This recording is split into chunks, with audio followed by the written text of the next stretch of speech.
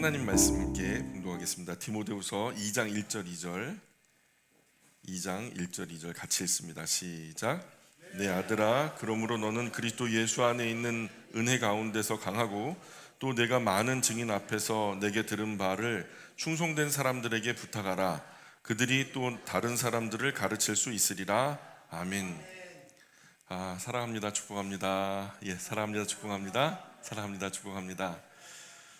우리 자녀들 그 신앙생활 하는 게 참 고민이고 기도 제목이죠. 주님 부르시는 그날까지 우리 자녀들을 위한 기도는요, 참 내려놓을 수 없는 우리 몫에 태인 십자가처럼 끝까지 짊어지고 가야 할 부모의 사명인 것 같습니다.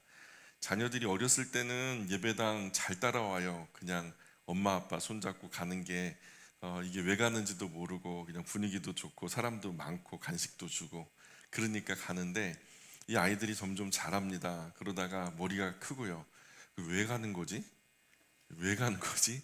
다른 사람 안 가는 사람도 많은데, 그러면서 아이들이 생각을 합니다. 이 행위에 대해서요. 왜 하는지, 꼭 해야만 하는지. 그때 이 아이들이, 우리가 처음에 아기가 태어나서 부모님이 100% 다 감당해 주는 때가 있잖아요.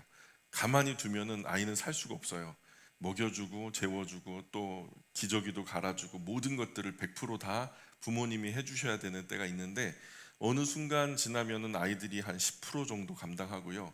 그리고 막 30% 정도 감당하고요. 청소년기 정도 되면은요, 한 50%는 자기가 스스로 다 해요.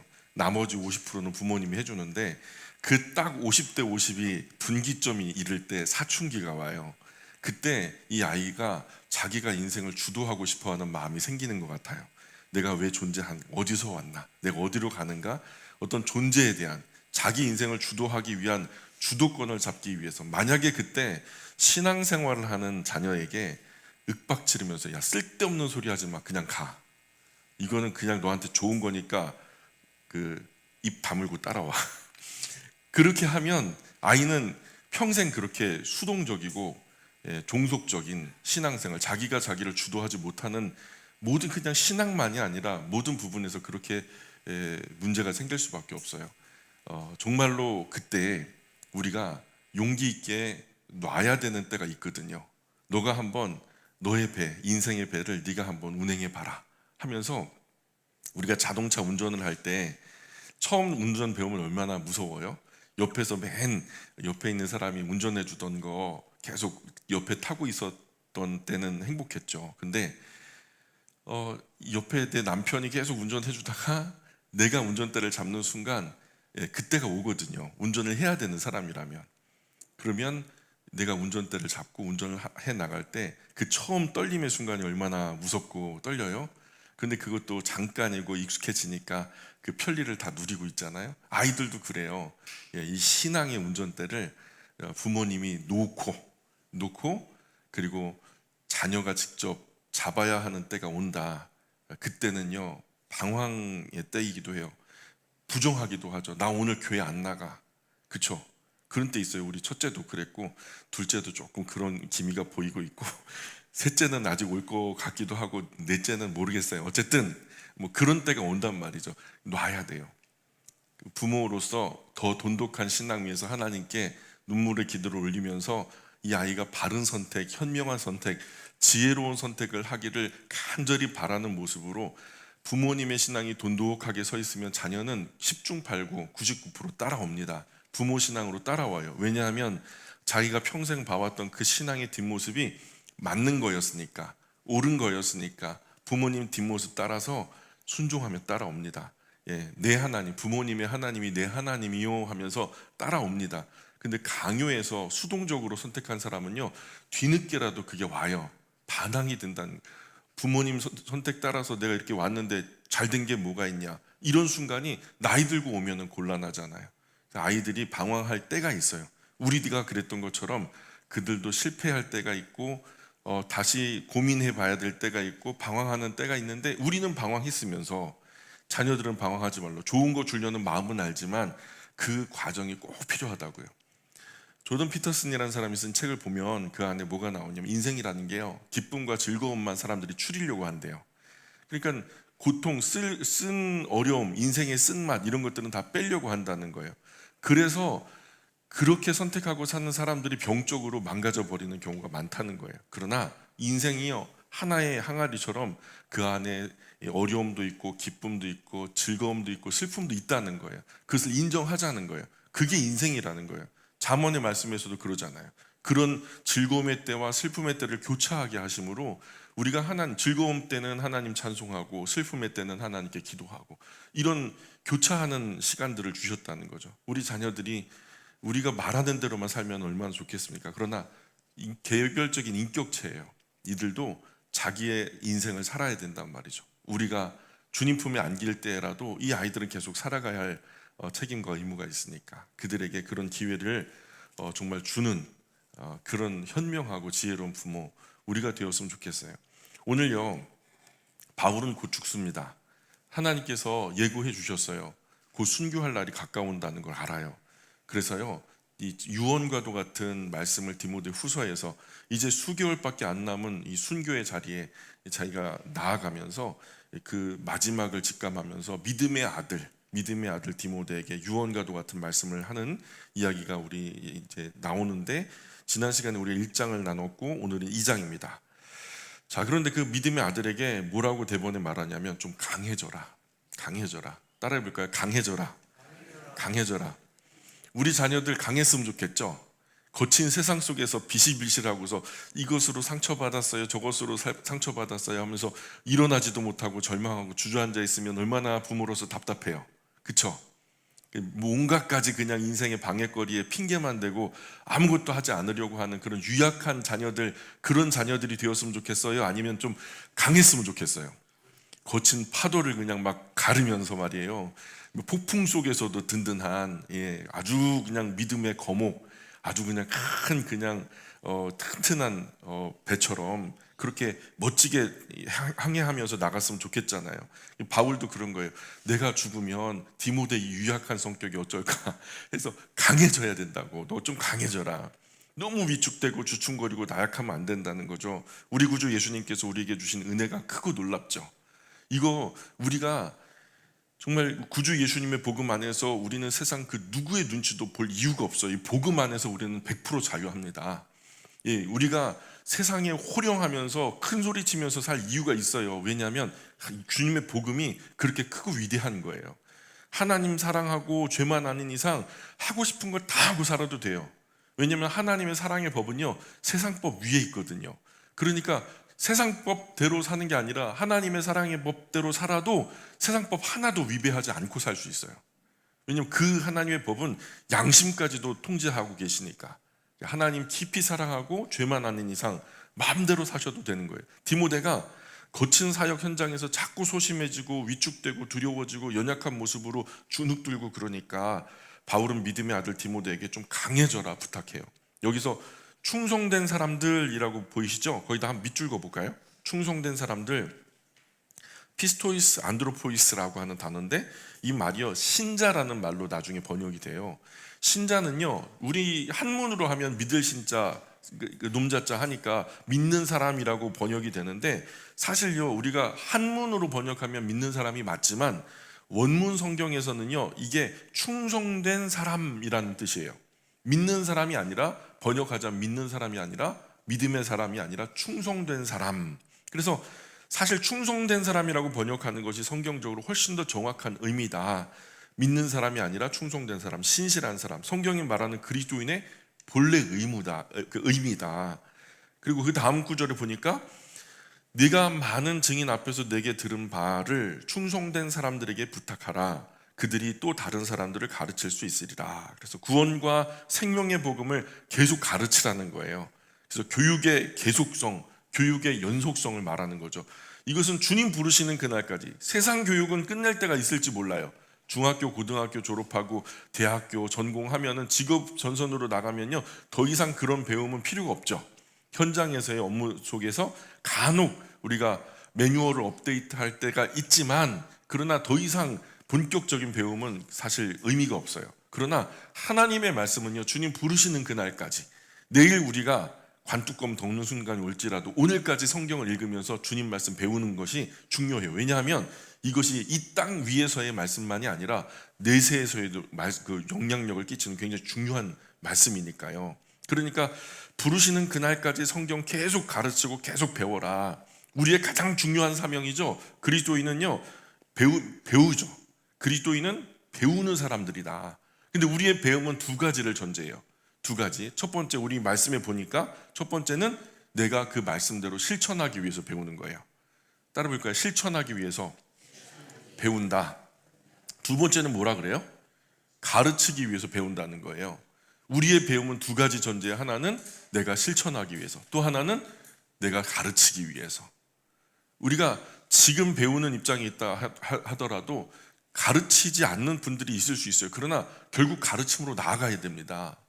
사랑하는 내 자녀들이라든가 아니면 가족 친지들이라든가 내 사랑하는 지인 친구들 중에 하나님의 말씀을 공부하고 싶어하는 사람들, 알고 싶어하는 사람들에게 현명하게 지혜롭게 말씀 그대로 가르치기 위해서 이 두 가지 우리가 배워야 되는 거예요. 그래서 잘 배워서 내가 실천하고 잘 배워서 또 다른 사람 가르치는 거죠. 이것이 그리스도인이 교회를 통해서 주님 부르시는 그날까지 해야 할 정말 중요한 사명이다. 우리 간사님들이 지지난 금요일 저녁에 일 마치고 정말 피곤하거든요. 근데 예배당까지 왔어요. 집에 가지 않고 예배당에 와가지고 저녁도 좀 거르고 근데 간식은 좀 먹긴 했지만 어쨌든 저와 함께 성경 공부를 했어요. 그리고 오늘 오후 그 공부 일주일 동안 열심히 공부하고 또 준비한 것들을 모든 성경 공부에서 함께 나누려고 해요. 그래서 이것이 그리스도인이 교회를 통해서 주님 부르시는 그날까지 하는 그 일의 일환이에요. 그래서 하나님 말씀대로 배우자. 한 주간 그대로 실천하면서 한번 살아보자. 그리고 우리가 살았던 그 말씀이 교훈이 되어서 우리의 체질화되면 우리 피 속에 흐르고 우리 심장 속에 새겨지면 우리가 그것을 또 다른 사람들에게 가르칠 수 있을 거다. 이런 얘기를 하는 거죠. 자, 그 다음 3절로 6절까지 말씀 읽어볼까요? 3절로 6절까지 말씀 시작. 너는 그리스도 예수의 좋은 병사로 나와 함께 고난을 받으라. 병사로 복무하는 자는 자기 생활에 얽매 있는 자가 하나도 없나니 이는 병사로 모집한 자를 기쁘게 하려 함이라. 경기하는 자가 법대로 경기하지 아니하면 승리자의 관을 얻지 못할 것이며 수고하는 농부가 곡식을 먼저 받는 것이 마땅하니라. 예, 아멘. 3절에서 6절은 복음을 가지고 남은 삶을 살아갈 그리스도인의 마땅한 자세를 설명해요. 마치 그리스도인은 그 복음을 받은 이후에 그리스도인의 삶은 이와 같아야 된다라고 하는 비유로 가지고 온 세 직업이 있어요. 3절부터 6절까지는 그 세 직업에 대한 이야기를 다루는데 첫 번째 직업은 뭐죠? 군인 아저씨 얘기를 해요. 두 번째 직업은요? 달리기 선수 얘기를 하죠. 세 번째 직업은요? 농부 아저씨 얘기를 하죠. 그래서 이 세 절을 예를 들어서 구주 예수님께 속한 군인처럼 함께 고난당하고 함께 승리하자는 거예요. 우리가 군대 가면 혼자 고생해요? 같이 고생하죠. 전쟁을 통해서 훈련할 때 혼자 훈련하는 게 아니라 함께 훈련을 해요. 함께 동고동락하기 때문에 큰 고통, 엄청난 훈련, 자기의 역량을 벗어나는 정말 피땀 흘리는 훈련을 함께 하다 보니까 동지애가 생기고 동료애가 생기잖아요. 그리고 전우애가 생긴다 그러잖아요. 그래서 그렇게 함께 고생하고 전쟁터에서도 서로의 생명을 지켜주고 막 그러다가 승리를 얻었단 말이에요. 그 고난과 함께 고난의 결과 함께 승리의 영광도 취하게 된다는 거죠. 그래서 1장 8절에서도 우리가 복음과 함께 고난받자 그랬어요. 1장에서 고난과 함께 고난받자. 그런데 2장 3절에서는 어떻게 고난받자? 나와 함께 고난받자. 왜냐하면 바울이 복음 전하다가 지금 갇혀가지고 이렇게 고생을 하고 있으니 복음 전하는 나와 같이 나와 함께 고난받자. 자, 고난과 어려움은 그냥 사람들이 쏙 빠지고 싶어요. 그렇죠? 고난 어려움 누가 당하고 싶겠어요?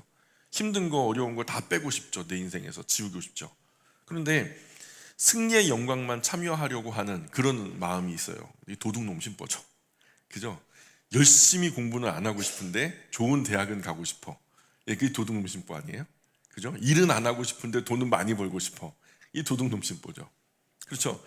또 달리기 경주를 하는 선수 규칙 룰 안에서 경주하는 거예요. 400m 운동장 한 바퀴를 돌아와야 되는데 이게 바보같이 아무것도 없는 운동장 한 가운데 그냥 삥 돌아가지고 오는 게 답답하니까 나는 좀 지혜롭게 현명하게 뛸 거다 그래가지고 운동장을 반으로 갈라갖고 직진으로 뛰면은 나중에 메달 줍니까 안 줍니까? 실격 처리된단 말이에요. 달리기 선수가 룰을 지켜야 된다, 규칙을 지켜야 된다. 여기서 하나님의 말씀이 그리스도인의 삶의 법이 있거든요. 예, 주어진 말씀의 법, 사랑의 법, 신앙의 법, 양심의 법에 따라서 그 룰, 그 규칙 안에 살면서 승리의 면류관을 얻어야 그게 의미가 있지. 뭐 꼼 잡는 게 매다 하면서 수단 방법 안 가리고 이 네모난 공간 안에 많은 사람 들이기 위해서 갖은 거짓말에 뭐 그걸 모략이라고 하면서 뭐 추수꾼 전략, 신천지에서 하는 그런 것들 있잖아요. 그렇게 사람 속여가지고 데리고 오는 거 하나님 기뻐하지 않으시는 거예요. 그래서 예배당에 더 많은 사람 모으려고 그렇게 하면 안 된다는 거예요. 우리는 그런 것들은 마케팅이지 인격적인 전도가 아니다. 예, 마케팅이지 인격적인 전도가 아니다. 맨날 잘 된다, 복 준다 하는 말에 저급한 말에 현혹돼서 아무런 노력도 실천도 없이 자기 귀나 눈을 즐겁게 하는 그런 이상한 집회나 유튜브 이런 것들에 기웃거리지 말고 거지처럼, 예?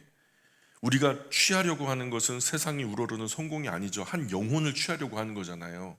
영혼을 상대하는 거라고요. 그러면 인격적이어야 해요. 방법론이 아닌 거예요. 삶으로 승부해야죠. 그 사람도 삶으로 다가오니까 인격적으로 하셔야 된다고요. 그리고 사실 그리스도인은 이미 복 받을 복 다 받았어요. 이 복 더 빌 필요도 없어요. 이미 하나님께서 우리에게 복 다 주셨거든요.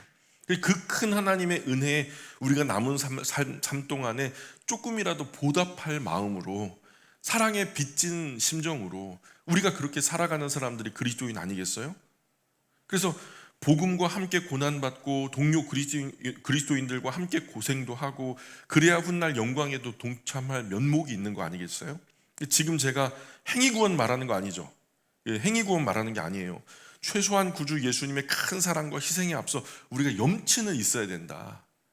그분 나를 위해서 죽어주셨는데 내가 그분 위해서 산다고 하면서 그저 일주일에 한 번 시간도 구분하지 못하고 내가 마땅히 1년 동안 감당했던 그 눈곱만큼, 세 발의 피만큼만한 수고도 내가 거절하고요.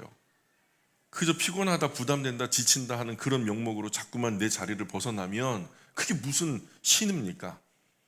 하나님이 우리를 향하여서 신실하신 것처럼 우리도 그분을 향해서 충성돼야 되는데 그 충성되지 않은 거죠. 그 취미생활이라 그래요. 신앙생활은 목숨 거는 거예요. 당연한 거예요. 우리 그리스도인은 그래야 된다는 거죠. 그리스도인에게 신앙이 부족하고 미흡할수록 영적으로 어린 아이가 돼요. 예, 부담되는 일, 귀찮은 일, 번거로운 일 쏙쏙 빠지죠. 그리고 갖은 핑계는 다 됩니다. 자기 이익되는 거, 좋은 거, 재밌는 거, 행복한 것만 하려고 하고요. 하나님 나라 영광 위해서 교회의 보탬이 되고 도움이 되고 내가 수고해서 내가 부담스러워서 교회의 부족한 부분을 채우는 멸사봉공의 정신은 상상도 못할 일이죠. 이 연약한 믿음의 사람들에게는 이거는요 시험거리예요. 내가 왜 그래야 되는데? 내가 왜?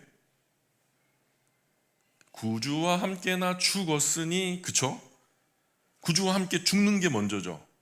그 다음이 구주와 함께 나 살았도다, 그죠? 구주와 함께 다시 사는 것은 죽은 다음에 일어나는 일이에요.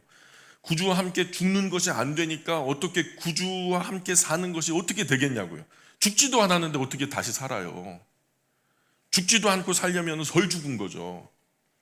아직 거듭나지 않은 거예요. 거듭났다고 착각하는 거지. 천국 백성다운 모습은 아니라는 거죠. 그리스도 예수의 좋은 병사로 나와 함께 고난받고 운동장 달리기 선수처럼 주어진 룰 안에서 최선을 다하는 경주를 하고 농부처럼 땀 흘려 수고하고 열매 맺는 자세로, 열매를 얻는 자세로 신앙생활 해야 된다라고 이제 디모데에게 이제 그가 담당할 교회 그리스도인들에게 성숙한 그리스도인의 자세를 가르쳐라 얘기하는 거죠. 7절, 8절, 9절 계속 읽어볼까요? 7절, 8절, 9절 시작. 내가 말하는 것을 생각해보라. 주께서 범사에 내게 총명을 주시리라. 내가 전한 복음대로 다윗의 씨로 죽은 자 가운데서 다시 살아나신 예수 그리스도를 기억하라. 복음으로 말미암아 내가 죄인과 같이 매이는 데까지 고난을 받았으나 하나님의 말씀은 매이지 아니하니라. 바울은 디모데에게 자신이 말하는 걸 가만히 좀 생각해봐라. 좀 차분하게 생각해 봐라. 주님께서 지혜와 총명 주셔서 좀 너가 잘 알아들었으면 좋겠다. 다윗의 씨를 말할 땐 항상 뭐냐면 메시아를 얘기하는 거예요. 예. 구약에서 예언했던 이스라엘의 구원자, 우리는 인류의 구원자로 우리는 잘 알고 있죠. 그래서 다윗의 씨로 다윗의 자손으로 오셨다는 말은 메시아를 전제로 하는데, 메시아로 오신 구주 예수님은 죽었어요. 그런데 결국 다시 살았어요. 그죠? 바울은 복음 전하다가 감옥에 매였어요. 그런데 하나님 말씀은 매이지 않았어요. 죽었는데 다시 살았어요. 매였는데 자유로워요. 이거 어떻게 해요? 갇힌 중에도 하나님 말씀 부단히 전파되고 있죠. 복음은요, 죽음도 갇힘도 상관없이 모든 것들을 초월하고 자유로워요. 우리의 복음이 그래요. 복음은 사람의 한계와 상황을 초월하는 능력이 있다는 것을 지금 고백하고 있는 거예요. 10절 계속 읽어볼까요? 10절 시작. 그러므로 내가 택함 받은 자들을 위하여 모든 것을 참음은 그들도 그리스도 예수 안에 있는 구원을 영원한 영광과 함께 받게 하려 함이라. 하나님 선택을 받은 사람들이 구주 예수님 안에서 구원을 얻기까지 바울은 그에게 주어진 모든 고난을 참는다는 거예요. 우리가 참 그리스도인의 희생의 이유가 여기 있어요. 왜냐하면 하나님께서 가장 기뻐하는 일이 이거든요. 예, 그들이 구원 얻기까지 참는 거. 그 사랑의 요소 중에서 오래 참는 것도 있죠. 사랑하기 때문에. 우리가 돈이 없지 성격이 없어요? 우리는 왜 성질 못 부리겠어요? 너만 사람이야, 나도 사람인데. 너만 잘났어, 나도 나름 잘났거든. 얼마든지 성격대로 살아갈 수 있죠. 그런데요, 왜 참아요? 왜? 이 영혼이 구원 얻었으면 좋겠거든요. 그게 왜 좋아요? 하나님이 가장 기뻐하시는 거니까. 다니엘서에 보니까 12장에 보면 많은 사람을 옳은 대로 돌아오게 한 자는 별과 같이 영원토록 빛나게 해주신대요. 왜 이런 영광을 주시겠냐고요. 하나님이 기뻐하지 않는데 왜 못하러 이런 영광을 주시겠냐고요. 11절, 12절, 13절 계속 읽어볼까요? 시작. 미쁘다 이 말이여, 우리가 주와 함께 죽었으면 또한 함께 살 것이요, 참으면 또한 함께 왕노릇할 것이요, 우리가 주를 부인하면 주도 우리를 부인하실 것이라. 우리는 미쁨이 없을지라도 주는 항상 미쁘시니 자기를 부인하실 수 없으시리라. 예, 미쁘다라는 말을 요즘에 안 쓰는데 페이스플리스, 그냥 믿을만하다, 신뢰할 만하다, 예, 그런 뜻이죠. 정말 마땅히 믿을 만한 말씀입니다, 이런 뜻이에요. 정말 믿을 만한 말씀이에요. 세상에 그 수많은 이야기들이 있죠. 근데 그 중에서도 가장 믿을 만한 이야기가 바로 이 말이라는 거예요. 우리가 구주 예수님과 함께 죽었으면 또 함께 산다는 거예요. 믿으십니까? 끝까지 잘 참아냈으면 구주 예수님과 함께 왕노릇할 거예요. 아멘? 그게 뭔 얘기인지 잘 모르시죠? 아직 그 나라가 임하지 않았으니까 우리가 이게 뭔 얘기인지 몰라. 이게 얼마나 큰 혜택인지를 몰라요. 구주 예수님과 함께 왕노릇한다, 이 이야기가 얼마나 우주적인 스케일인지 우리는 잘 몰라요. 근데요, 마음껏 흥분하세요. 여러분 상상력을 다 동원해서 왕처럼 다스린다, 예수님과 함께 왕노릇한다, 이런 이야기를요, 여러분 상상력을 다 동원해 보세요. 그날에 이 생각이, 우리의 무한한 상상력이 너무 초라했다는 것을 이해하시게 될 거예요. 여러분, 우리에게 주시려고 하는 것은요, 우리 생각보다 훨씬 큽니다. 훨씬 좋은 거예요. 그러니까 오늘 우리가 조금 참아도 괜찮아요. 예? 우리가 좀 수모 당해도 좋고요, 우리가 순교 당해도 억울하지 않아요. 우리가 구주 예수님을 부인하면 주님도 우리를 부인할 것이다. 우리 자신에게 신뢰할 만한 구석이 없다고 해도 구주 예수님은 항상 신뢰할 만하시다. 그러니 우리 구주 예수님은 자신을 부인하실 수 없는 분이다. 존재적으로 그런 분이라는 거예요. 허언하지 않죠. 거짓말하지 않죠. 사람은 그럴 수 있어요. 우리는 앞에서 예하고 뒤로는 아니요 할 수 있거든요. 그러나 구주 예수님은 절대로 그런 분이 아니에요. 앞에서 예하셨으면 뒤에서도 예하는 거예요. 구주와 함께 고난받으면, 죽으면 구주와 함께 산다는 거 앞에서 예하고 뒤에서는 아이고 그때 말이 좋아서 그랬지, 야, 그 말이 되냐, 상상만으로 그러는 거지. 그렇게 하실 분이 아니라는 거예요. 같이 죽으면 같이 산다고 우리 구주 예수님이 보증해 주시는 거예요. 앞이나 뒤가 변함없이 신뢰할 만한 분이라는 거죠. 그러니 자신이 하셨던 말씀을 뒤집어 엎고서 그분을 믿고 다른 사람들을 실망하고 좌절시키실 분이 아니라는 거죠. 이 말은 제발 좀 똑바로 믿으란 얘기예요. 예수님이 신뢰한다라고 하면서 예수님께 완전히 그 예수님과 함께 죽기를 원한다고 하면서 세례 받은 사람들이라면 좀 믿을 때 제대로 믿으란 얘기예요. 14절 시작. 너는 그들로 이 일을 기억하게 하여 말다툼을 하지 말라고 하나님 앞에서 엄히 명하라. 이는 유익이 하나도 없고 도리어 듣는 자들을 망하게 함이라. 예, 우리가 복음 전하다가 흔히 빠지기 쉬운 실수죠. 자꾸 말다툼을 해요. 말싸움을 해요. 예, 말싸움을 한대요. 한 아버지가요, 예, 그 자기 동료들하고 회사에서 회식이 있었던 거예요. 회식 자리에서 술 한 잔 거나하게 오고 가는 자리에서 자기는 술잔 엎어놓고 막 그냥 난 예수 믿는 사람이다 자기를 구분한 거죠. 그것도 자랑스러운데 거기서 설전이 벌어진 거죠. 예수님 믿는 사람들이 창조론을 믿는 게 이해가 안 간다는 거예요. 진화가 맞지 창조가 맞냐는 거죠. 거기서 설전이 벌어졌네. 그래가지고 막 그냥 씩씩거리면서 전화가 왔어요. 그 어디서? 회식 자리에서 전화 와가지고 목사님 이것들이요 그 진화가 진짜지 창조가 가짜라고 막 그러면서 억울하게 하는데 목사님 그때 가르쳐 주신 것 좀 설명 좀 해주세요. 그래서 스피커폰으로 전화를 시키는 거예요. 한마디로 돼요 안 돼요? 만약에 여기서 설명한다고 해도 이 사람들이 아 그렇구나 하고서 납득하고 받아들이겠어요? 그 다음 주부터 예배당 나올까요? 아이고야 그냥 가만히 계시라고 전화 끊고 만나서 얘기하자고. 인격적인 감화 없이 논리로 이겨봐야 영혼 얻지 못해요. 그러니 말싸움, 말다툼 할 필요가 있다 없다? 없다는 거예요. 오히려 말이 다툼이 되고 싸움이 될 만한 자리는 그냥 피하는 게 좋아요. 아유 그거 어떻게 한마디로 다 설명하겠어. 내가 말해도 지금 당장은 이해 못할 거야. 근데요 바울의 결론은 말다툼, 말싸움에는 아무 유익이 없다는 거예요. 아멘. 이게 진리를 전하는데도요 우리가 말싸움 싸우는 자세로 가면 안 돼요. 오히려 듣는 사람이 해롭다는 거예요. 그렇죠? 마음밭을 아주 베려버리는 거예요. 다음에 심을 수 있는 기회조차 상실하는 거예요. 그럼 이런 부분을 바울은 계속해서 강조합니다. 16절에도 보세요. 16절.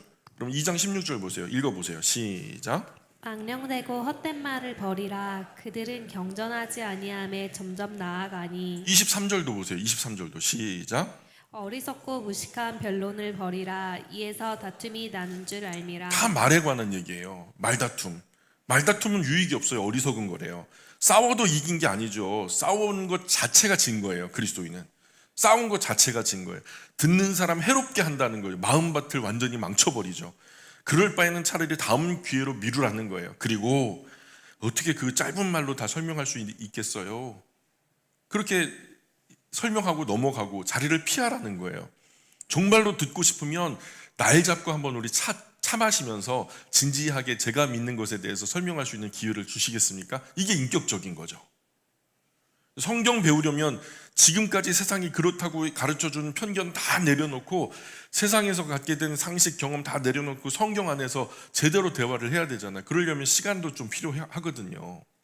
나 나름대로 정리도 해야 되고. 그래서 세상의 세례를 받았다는 건 세상의 눈으로 지금 모든 진리를 파악한다는 거거든요. 그런데 그 세상의 진리를 내려놓고 성경의 진리대로 성령의 세례를 받은 성경의 눈으로 모든 것들을 한 번은 봐야 되니까 그러려면요 좀 진지한 기회가 필요하다는 거죠. 그래서 우리 그리스도인은 성경을 제대로 알아야 되는 거죠. 실력은 없어요. 뭐 말할 수 있는 주제도 없어요. 뭐 창조가 옳다라는 것은 믿을 뿐이지 왜 창조가 옳은지 설명할 수 없. 그 실력이 없이 말만 많으면 허세인 거예요. 허세. 따라 볼까요? 실력 없이 말만 많으면 허세다. 실력과 함께 말하면 기세다. 실력이 있고요. 그때부터 말이 시작되면요. 기세가 되는 거예요. 허세와 기세의 차이라고요. 망령되고 헛된 말, 경건하지 않은 길로 이끈다고 경고하잖아요. 어리석고 무식한 변론이 다툼 일으킨다라고 피해야 된다라 그러잖아요. 간혹 대화 이기려고 하는 분들 있어요. 얘기를 하는데 그거 아무것도 아니야. 되게 지엽적인 얘기야. 근데 이기려고만 해요. 이런 분하고 절대 말 섞으면 안 돼요. 내 말이 맞다는 거예요. 죽었다 깨나도 내 말이 맞다는 거예요. 교회 안에서 절대 말다툼하면 안 돼요. 가정과 교회 그 평안과 화목을 깨는 말다툼 절대 안 됩니다. 우리의 하나됨을 깨뜨리는 모든 악한 것들 다 거절하셔야 돼요. 성숙한 그리스도인은요 그냥 지고 말아요. 그래 그렇다고 그래. 그럴지도 몰라. 그럴 수도 있어. 이런 말이 우리의 말이 되어야 돼요. 따라해 볼까요? 내가 졌다. 내가 졌다. 절대로 진 게 아니죠. 그게 이긴 거예요. 그게 이긴 거예요. 바울이 디모데에게 유언과도 같은 편지에 강조하고 또 강조하고 또 강조해. 나중에 또 한 절이 나오거든요. 엄하게 명령한다고. 그냥 명령하는 게 아니라 엄격하게 명령한다는 거예요. 근데 우리도 좀 들어 먹어야 돼요. 뭘요? 유익이 하나 없고 도리어 듣는 자들을 망하게 함이라. 그죠? 이는 유익이 하나도 없고 도리어 듣는 자들을 망하게 함이라. 대화 이기려고 하면 안 된다는 거죠. 우리가 사람 망하게 하려고 복음 전하나요? 예? 우리가 사람 절망시키려고 복음 전하는 거예요? 아니면 완전히 약코를 갖다 그냥 코를 갖다 확 눌러주려고 그렇게 복음 전하는 거예요? 아니잖아요. 죽을 사람도 살리고 절망한 사람에게 참 소망 주려고 복음 전하는 거잖아요. 그게 목적이라고 하면 영혼은 상처 주면 안 되거든요. 그러니 교회에서 신앙이 약한 분도 많고 어린 다음 세대도 있는데 언성 높이고 다투고 싸우고 혈기 부리면 안 된다는 거예요. 안 된다는 거예요. 교회 안에서는 누가 옳고 그르든 간에 절대 다투면 안 돼요. 우리 염강교회 그러면 안 됩니다. 예, 다투면 안 돼요. 만약에 다툼이 시작되면 막 혈기가 올라오고 그러면요 뒤에서 꼭 끌어안고 바깥으로 나가셔야 돼요. 애들 봅니다. 신앙 약한 분들이 봐요. 교회 안에서 누가 옳고 그르든 간에 절대 다투면 상황이 어려워지고 분위기가 이상해진다 싶으면 그냥 가만히 계시면 돼요. 오히려 그 편이 현명하다는 거죠. 한번 마음이 상해버리면 다시 회복될 거라는 기약이 없어요. 제가 늘 말씀드리지만 상한 마음은 막 달팽이 껍질 속 달팽이 쏙 들어가는 거 똑같아요. 언제 나올지 기약이 없어요. 지금까지 한국 교회는 이런 부분들을 잘 못 가르쳤거든요. 인격적인 배려. 그들에게 구원이 필요하다는 당위성은 우리가 100번 강조해도 지나침이 없죠. 그거 알아요. 근데 그것을 진짜로요 그 마음에 주기 위해서 우리가 어떻게 그들을 배려해야 되는지 인격적인 접근은 우리가 생각한 바가 없거든요. 영혼을 향한 조심스러움. 그래서 교회 안에서 별것도 아닌 것 가지고 다 싸우잖아요. 수련회를 산으로 갈까 바다로 갈까. 예? 오늘 사랑의 식탁으로 점심을 짜장면 먹을까 짬뽕 먹을까. 이게 사실요 생사가 걸린 문제가 아니잖아요. 이 도그마의 문제가 아니에요. 이게 아디아포라의 문제라 그래요. 아디아포라 문제. 이래도 괜찮고 저래도 상관없는 문제들.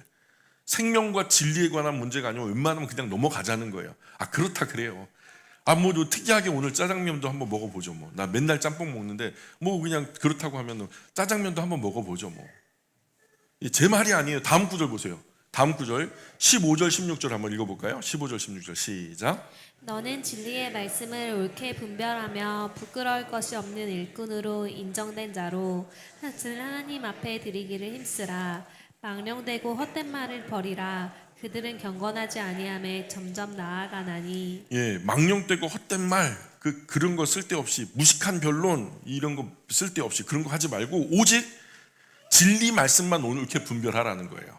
그런 거 신경 쓰지 말라는 거예요. 진리 말씀만 옳게 분별하라. 그래서 그 하나님 말씀 앞에 부끄러울 것 없는 일꾼으로 자신을 하나님 앞에 드리기를 힘쓰면 그것만 힘쓰면 된다는 거예요. 다른 거 힘쓸 필요가 없다는 거예요. 밤을 새도록 그런 허탄한 말들 말 섞어봤자 결론도 안 나고 영혼만 상처받고 망령되고 허탄한 말 경건하지 않으니까 버리라는 거예요. 어리석고 무식한 변론 결국은 다툼으로 번지니까 싸움으로 번지니까 하지 말라는 거예요. 결국 그리스도인답지 않은 불경한 모습으로 자꾸 망가져 갈 뿐이니까 이런 말다툼 같은 거 하지 말아라. 17절 시작. 그들의 말은 악성 종양이 퍼져나감과 같은데 그 중에 후메네오와 빌레도가 있느니라. 예, 이들이요 벌써 후메네오 빌레도 이런 사람들은 헬라의 문화를 헬라의 문화에 그냥 세례를 받은 사람들이에요. 그리스 로마 신화에 세례를 받은 사람들이라고요. 세상을 바라볼 때 그 눈으로 바라보기 때문에 심지어는 복음조차도요 신앙조차도 그런 철학과 신화에 의해서 바라보는 것이 일반적인 거예요. 이 사람들은. 그래서 말다툼 일삼는 사람들의 말이 악성 암세포처럼 퍼져서 영혼도 교회도 죽게 된다는 거죠. 이런 대표자들이 누구였냐? 이 사람들이 아시아, 다시 말해서 에베소 중심에서 바울 곁으로 온 사람들인데 후메네오, 빌레도 이런 사람들이 있었다는 거예요. 이 사람들이 교회 안에서 맨 말싸움하는 철학에 의하면 말이야 우리 영지주의에 의하면 말이야 하면서 성경 구절은 이렇게 말씀하고 있는데 자꾸 다른 기준을 가지고 와서 성경을 설명하려고 하니까 말이 계속해서 겉돌고 이게 소모전이죠. 말 그대로 지치는 거예요. 결론 나지 않는 말들. 지난 1장에서 바울 버리고 도망간 사람들이 누가 있었죠? 부겔로와 허모게네라는 사람이 있었죠. 오늘은 악한 말로 싸우고 다투는 사람이 있었다고요? 후메네오와 빌레도 같은 사람이 있었다. 이 후메네오와 빌레도는 진리를 잘못 받아서 문제가 된 거예요. 세상에서 벌써 철학의 세례를 받은 이후에 그 다음에 성령 세례를 받지 못하고 하나님 말씀을 분별하지 못하니까 자꾸 말싸움으로 번지는 거죠. 자꾸 그냥 이런 사람들은 말을요 싸우려고 하는 거야. 싸워서 이기려고 하는 거야. 이들이 뭐라고 주장했냐면 18절 보세요. 18절 시작. 진리에 관여하는 그들이 그릇되었도다. 부활이 이미 지나갔다 하므로 어떤 사람들의 믿음을 무너뜨리니라. 이들에 의하면은 철학이 가지고 있는 그 이분법적인 논리에 의하면 육체는 악하고 영혼은 선한데 그 영혼이 어쨌든 우리가 죽었단 말이에요. 죽으면은 다시 살아나는데 그 육체를 입고 다시 살아난다? 이건 다시 악으로 나아가는 길이거든요. 그들의 철학에 의하면, 영지주의의 교리에 의하면 이건 용납될 수 없는 거예요. 그래서 이 부활이 이미 있어. 이미 부활은 있다라고 주장하게 된 거죠. 그래가지고 이걸 갖다 자꾸만 이 복음의 진리는 이렇게 말하고 있는데 자기들은 이 영지주의 철학에 따라서 반대 방향으로 말하고 있으니 이게 교회에서 싸움밖에 더 나겠냐고요. 부활은 이미 지나갔어. 이렇게 얘기하니까. 잘못된 주장, 그죠? 근거가 뭐예요? 아무 근거 없어요. 그냥 그들이 했던 철학에 근거해서 그냥 자기 생각에 그렇게 주장한 거예요. 이런 잘못된 주장으로 신앙이 연약한 사람들이 신앙이 무너지게 했다는 거예요. 예, 그래서 이런 사람 꼭 있어요. 자기만 안 믿으면 되는데 남도 못 믿게 하는 사람들. 자기만 안 믿으면 되잖아요. 근데 교회 그냥 잘 나오고 그냥 순전하게 좋은 밭에 이제 하나하나 체계적으로 뿌려지고 있는 이런 믿음 연약한 사람들을요. 또 똑같이 자기와 같이 불신앙으로 그냥 치닫게 하는 사람들이 있거든요. 야, 이 교회에 구원이 있을 것 같아? 내가 볼 땐 없어. 그리고 도망가 버리는 거예요. 그리고 믿음이 약한 사람들은 정말 그런가? 그럼 남아있는 사람 중에 연약한 사람은 실족하는 거예요. 연자맷돌 목에 걸고 바다에 빠지는 것이 나아요. 오히려 그러려면 예수님 말씀하신 거죠. 실족한 영혼 실족하게 하는 사람은 19절 시작. 그러나 하나님의 견고한 터는 섰으니 인침이 있어 일렀으되 주께서 자기 백성을 아신다 하며 또 주의 이름을 부르는 자마다 불의에서 떠날지어다 하였느니라. 예, 하나님은 자기 백성 아시죠? 확실히 아시죠? 그 하나님 주권이에요. 하나님 아신다는데 뭐 어쩔 거예요? 하나님이 알아요.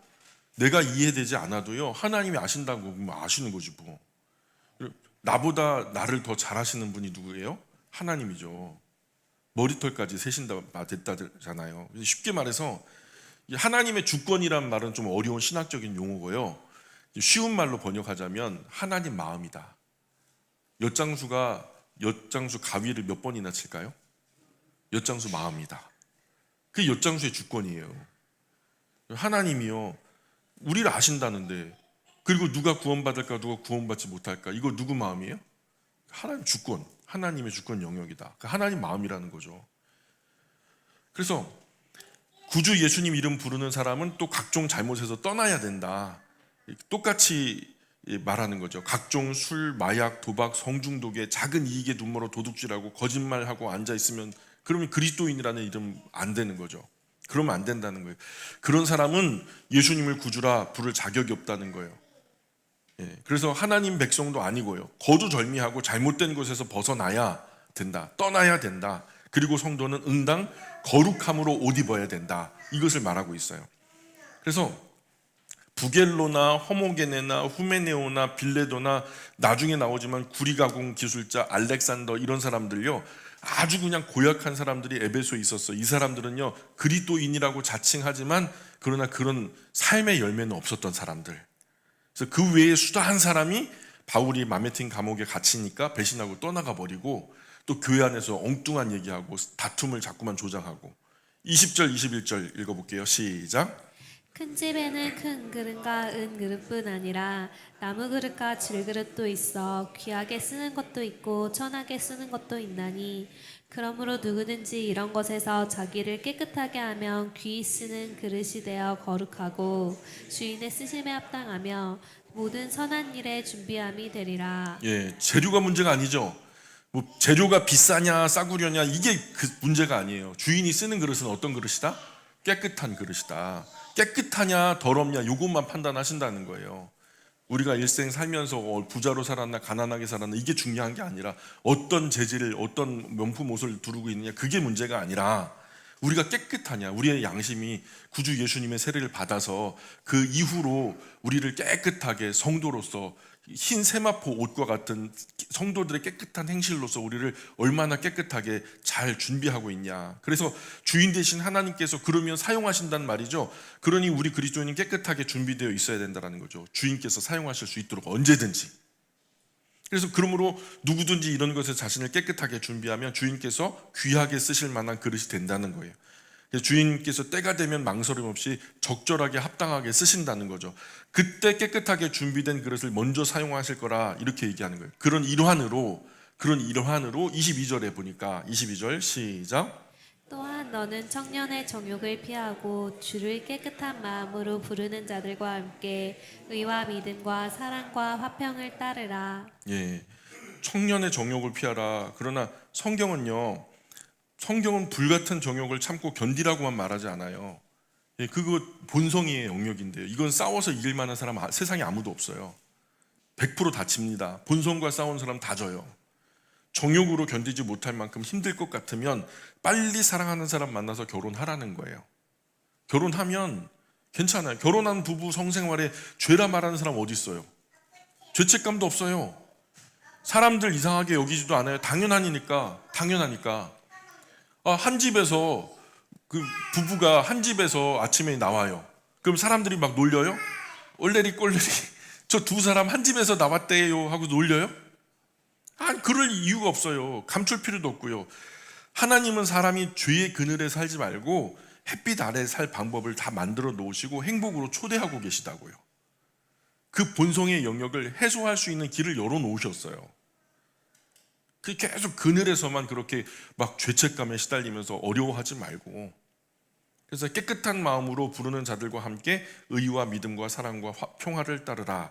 그래서 구주 예수님을 따르는 사람들과 바른 관계 안에서 평화롭게 어울려서 참된 신앙으로 참된 사랑 안에서 깨끗하고 순수한 마음으로 올바른 일을 하려고 애쓰라, 이렇게 번역이 되고 있어요. 그래서 혼자 예배당에 안 나가고 나 가나안 교회 성도네 하면서 안 나가 교회, 그죠?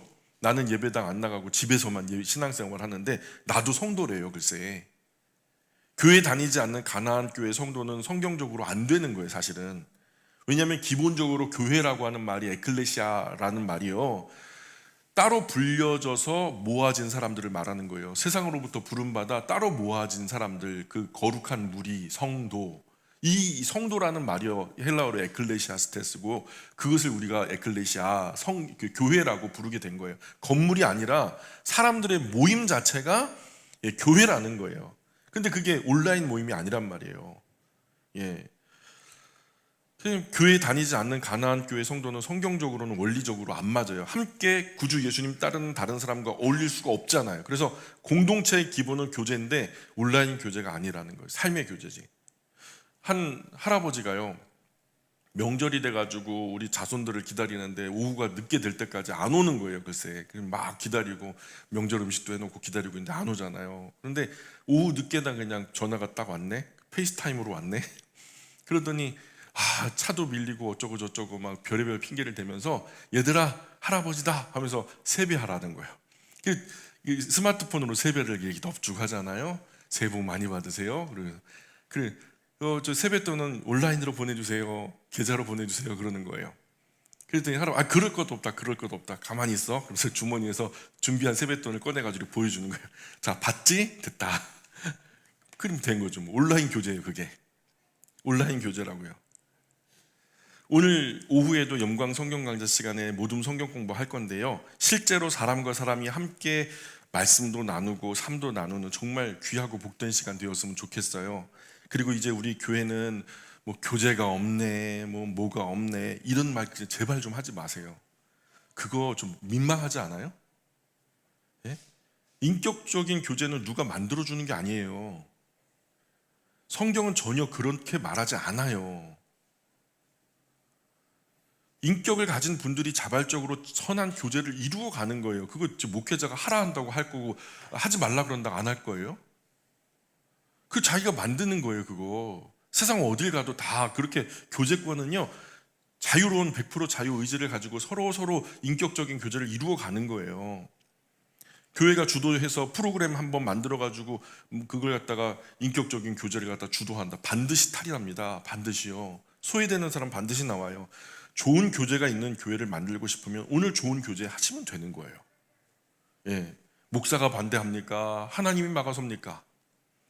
여행 좋아하시는 분들 신앙 안에서 우리 이렇게 어떻게 해볼까? 그래가지고 작년에도 그렇게 여행하시고 재작년에도 여행하시고 올해도 여행하잖아요. 9월 달에. 제가 막았어요? 아니잖아요. 그게 아름다운 교제라니까요. 세상과 좀 달라요, 성격이. 이제부터는 제발 교회도 목회자도 핑계대지 마세요. 우리 교회가 뭐 교제가 없네, 뭐 어쩌고 저쩌고. 여러분 시간 많잖아요. 그 많은 시간 따로 시간 정해놓고 모이자 그러면 모이지도 않을 거면서, 부담스러워 할 거면서 맨 교회 핑계대고, 친교 있고 좋은 교회 가가지고 거기 해봐요. 결국엔 수동적으로 바뀌지. 얼마든지 오늘부터라도 행복한 교제, 인격적인 교제 시작할 수 있다. 저는 그렇게 생각해요. 자, 죄송합니다. 시간이 벌써 지나가 버렸네요. 잔소리 하다가. 여기까지 하고 다음 시간 계속해서 이어가겠습니다.